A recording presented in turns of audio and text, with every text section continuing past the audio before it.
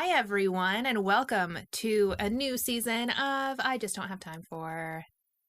I noticed you didn't use the acronym. IJDHTF, The Quest. The Quest. Yeah, so this show isn't even out yet. This is a Disney Plus show, comes out May 11th. We were able to see the panel at WonderCon. We were able to interview the producers and the creators.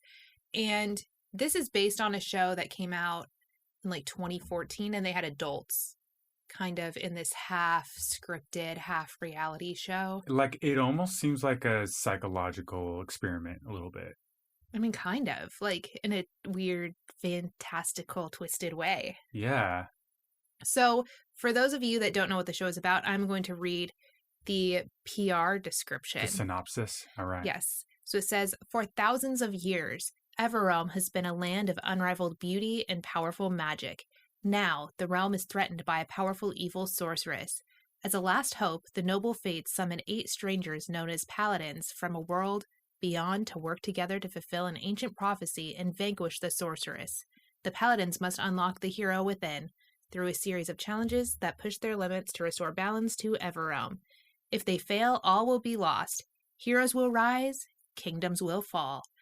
So this is basically a bunch of kids between the age of, 12 and 16, competing in, half reality show, half scripted fantasy drama.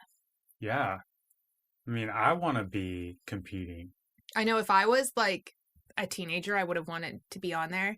And when I saw the preview, I was like, oh my gosh, my niece would, freak out to be on this show. Yeah, and it's in Napa, too. Yes, I think you might already mention that. They did film in Napa. They were going to film near Vienna, and then COVID happened. A bunch of other things happened. They talk about this in the interviews we share a little bit, but basically they had to look for a whole new place. They ended up finding Castello de Omarosa in Calistoga, and I think that's part of the reason we chose to recap this show, because, Hits so close to home. I was born and raised in Napa. Andrew lived in Napa for 5-6 years. A little bit longer, but yeah. So, we hold Napa near and dear to our hearts. Yes. We'll be like, poor burned trees from the fires. Burnt trees. It'd be like, ooh, there's probably a great wine cave behind. Tarnished wine vineyards. Yeah, so this was kind of cool. They brought together a lot of really great teams to make this show. They have people from, the creators of, Queer Eye for the Straight Guy. They have the co-creator of The Amazing Race. They have the producers of Lord of the Rings. So, they brought all of those elements together to create a show that I'm hoping is really cool. Or at least looks cool. I mean, it for sure looks cool. And something else that you'll hear in these interviews is them talking about the fact that they didn't use CGI. It was all practical. And I love practical effects. I mean, aren't there a few things like dragons or whatever? No, they're all practical, but they did use a small amount of computer generation to enhance a few of the things for the cinematic, whatever. Yeah. So, they'll open something and they have to make it where it's actually something viable, because the kids are completely unscripted. They're not going to open up something or look at nothing and be like, oh, a dragon. They have to have real monsters. They have to have real interaction villains. For sure. Because, so it is half scripted, half reality, but the kids are completely unscripted. Yeah. I can't wait to see the first episode. So let's go into the interviews here. Yes. So we have 3 sets of interviews for you guys. First up, we have Elise Doganieri, who is the co-creator of The Amazing Race. And without further ado.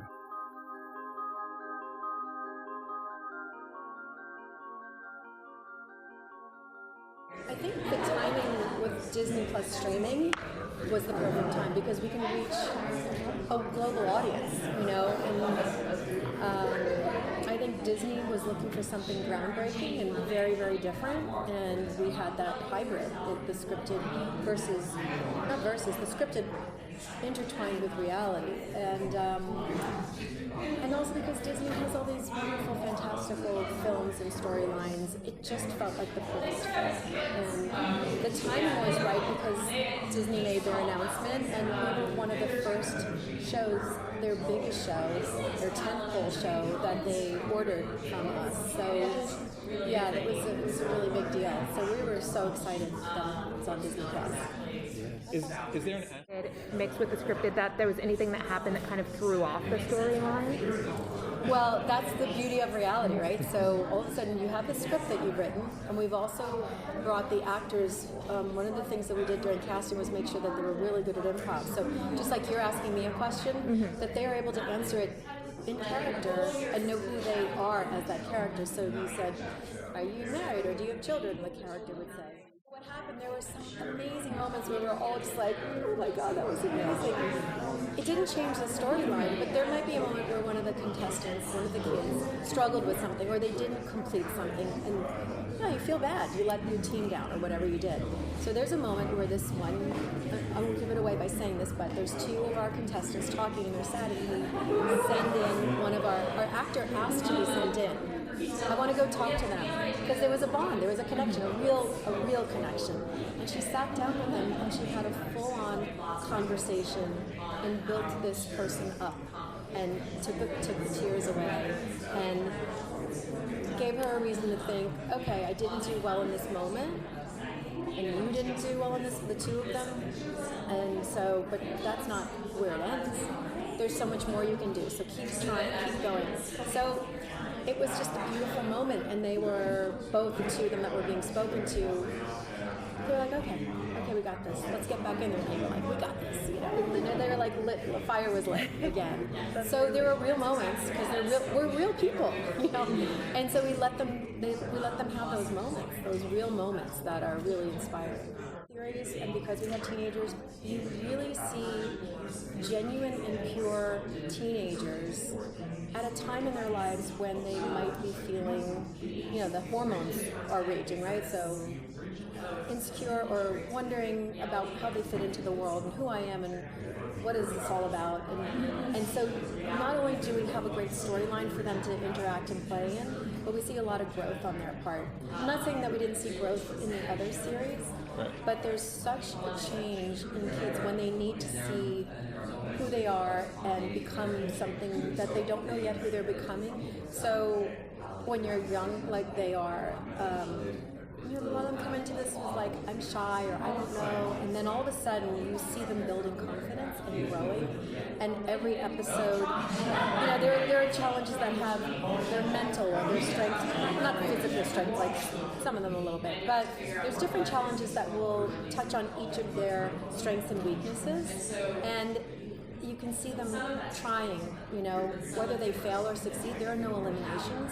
So they continue to have this experience throughout the whole series where there is growth and there is inspiration for viewers to see what's happening, and it's like, wow, I never thought that person would step forward and be the one taking charge.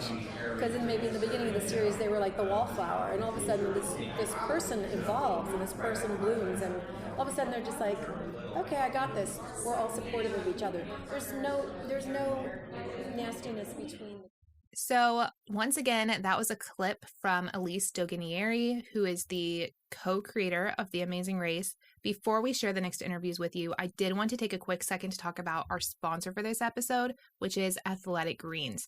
I absolutely love them because it's something that is usable every single day, because AG1 is just incredible because it's good for your gut health. It gives you more energy. It optimizes your immune system. I know we've been moving, and it's really hard to get in like all of the vitamins I need in the day while we're like busy and like bouncing place to place and trying to get everything done.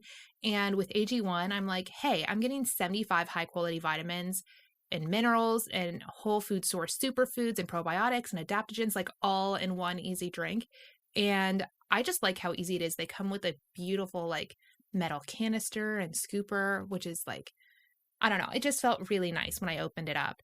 I am a huge fan. It's lifestyle friendly, whether you eat like keto, paleo, vegan, dairy-free, gluten-free, and it contains less than 1 gram of sugar. So there's like no GMOs, no nasty chemicals, and it still tastes good. which is a huge plus. I feel like most of these like supplements I've tried in the past taste all chalky and gross. AG1 is not that. It costs you less than $3 a day, so you're investing in your health, and it's cheaper than that cold brew habit you probably have. I know I am a sucker for coffee. Athletic Greens has over 7,000 5-star reviews, and it's recommended by professional athletes. Right now, it's time to reclaim your health and arm your immune system with convenient daily nutrition. It's just 1 scoop in a cup of water every day, and that's it. No need for a million different pills and supplements to look out for your health. To make it easy, Athletic Greens is going to give you a free 1-year supply of immune-supporting vitamin D and 5 free travel packets with your first purchase. All you have to do is visit athleticgreens.com/time. Again, that is athleticgreens.com/time to take ownership over your health and pick up the ultimate daily nutritional insurance. So next up, we have an interview with Michael Williams and Rob Eric, who were the guys behind Queer Eye for the Straight Guy.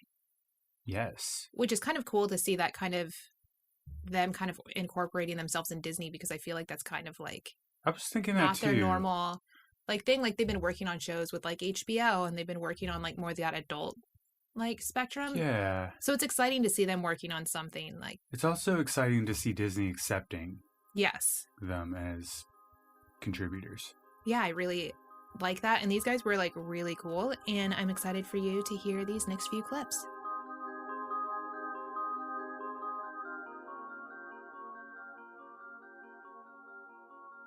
There's a moment where, I won't give anything away, but there's a moment where they have to turn something on, shall we say, and that sounds terrible.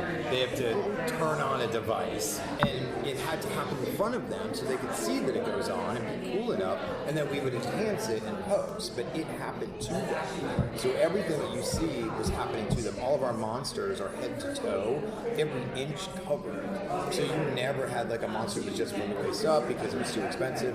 Every monster is done, every costume on the monster is every detail, every single detail, like down to like getting them as wet as possible before the kids would get there, because we would shoot for like an hour and 20 minutes, right? So they've got to stay wet and look like they're a reptile, and that they're, you know, they're sweating, and God bless the actors in those costumes, because they just had to stay in the moment, and the kids throw real questions at them or yell at them, and it's awesome. That's so cool. There are like a lot of constraints with working with children in the industry. Like you were saying, an hour and 20 minutes of filming. Was it difficult to keep those children in character, and like where it would just snap back and forth? We're all kids, right? Yeah. I think they loved it. They couldn't wait to get out of school because we were shooting during the school year and lunch. They couldn't wait to get back in. And you saw the minute they stepped on, and whether one of our actors were with them, they instantly, and I don't want to say turned it on because that's like they were acting, they instantly put the switch, they're on in this world. They acted naturally, but they were in this world. It's a real life Oculus, right? Like you take it off to go eat dinner and you put it back on again, you're right back into your character. So it wasn't a castle. It wasn't a castle. We don't have castles in there. There are none. And this is We have White Castle. Right. But this is the one, but they were winery. So active winery, very popular winery. Castello de Amoroso and Calistoga, right in Napa Valley. And because of COVID, they shut down. And they said, we were ready to go again. They said, oh, we want to shoot in July. They're like, come, we're closed. We're completely closed. They're awesome. But then we just couldn't coordinate the time. So then we had to push a few months and work with them that they opened on weekends. We pretty much owned the place from Monday through Friday. On the weekends, we shot Saturdays, but we didn't go inside the castle where people were drinking. We were out in the woods. Drinking. Come on. Producers are like, oh, yeah, it looks like a castle and it's a vineyard. Come on. It was wonderful. But we negotiated and worked with the owner. Again, and it was similar to Vienna. One guy owned it. No boards, no historical trusts.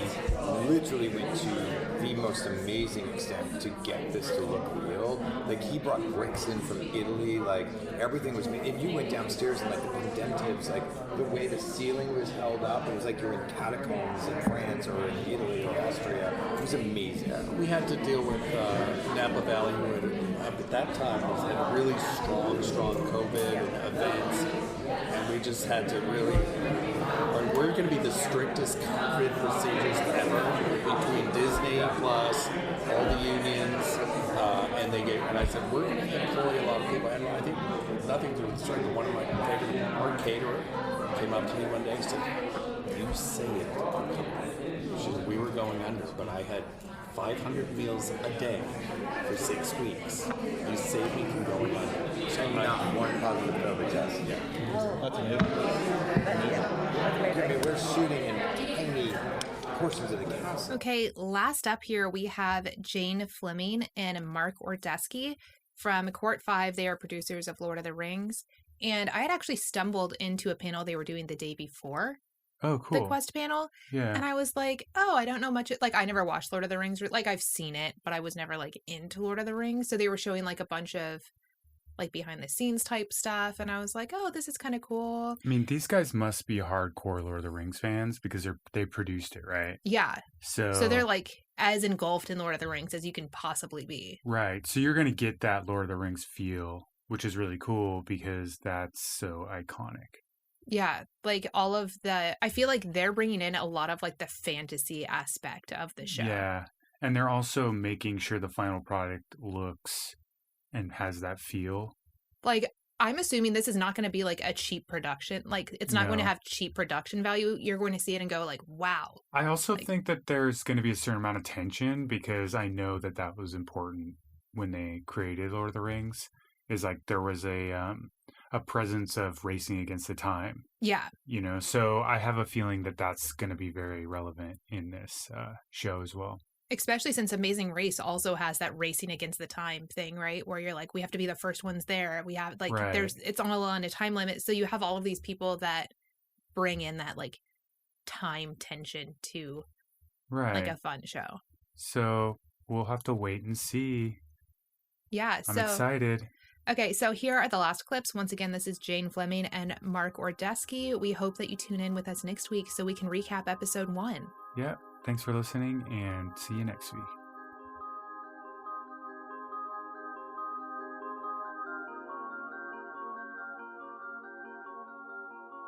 Oh, we would love nothing better than to do a live immersive experience, and we have talked about it. I mean, to do something. The great thing is, only with a partner like Disney could you really do it justice. But that would be. We've dreamt of that for a long, long time, because then you could have more real people to have a better experience. It is a little capital intensive. Yeah. Yeah. Because in order to make it not a high-end Ren fair, like you really want it to have something that's unique. Right. But we've thought about it a lot, and if we get a next season, which hopefully go watch the show, we have an idea that we want to put into the show that would be very easily ported into something that you could travel around. It would be contained. It would almost like to be like a live theater, like like a Tony and Tina's wedding. I'm dating myself with that reference, but you know what I'm saying. Like it would have to have at least an element of that as part of the immersive, because that's what's the unique and distinctive element. Otherwise, it is just. By the way, we love Ren fairs. There's nothing wrong with them. But if you don't have that, then it's just we're just walking into an environment, which is cool. You know, but working with Disney. It was organic. We put together a plan that we knew would enable us to make the show worth making, so that reputationally people would say like, oh, this was worth the effort, and that equated to a number, which then Disney approved. So it wasn't like a top-down thing, like we'll let you do it, and here's how much you have. Like it was like they said, tell us what you need to do the bold thing we're asking you. So you could get dragons instead of tennis balls. Like Yeah, no, you have to, because otherwise two things happens. A, we look silly. But B, the kids have nothing to push against. And then the reactions seem false. And then you're watching people pretend. And, they're not professional actors. Most people pretend all the time that they're professional. Right. So it was imperative that it feel real and that they have reactions that were grounded in something that, if you have kids, that would look like what your kids would do. And Disney was a wonderful partner. They see this as a brand new form of storytelling that is important to their mandate. And I think that you'll probably let them speak about it, but I think that there's more coming from different creative partners as well.